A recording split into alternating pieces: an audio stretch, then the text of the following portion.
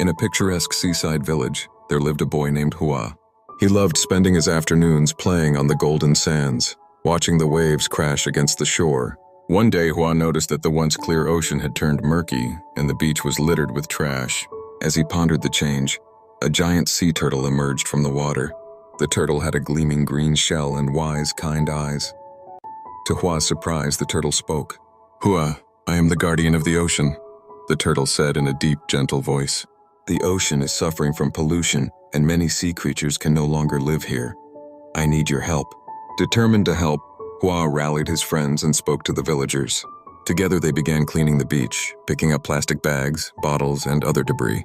The children created posters to remind everyone to keep the beach clean and organized events to protect the ocean. Day by day, the beach became cleaner and the water grew clearer. Soon, colorful fish returned, and dolphins leaped joyfully in the waves. The sea turtle reappeared and said, "Thank you, Hua.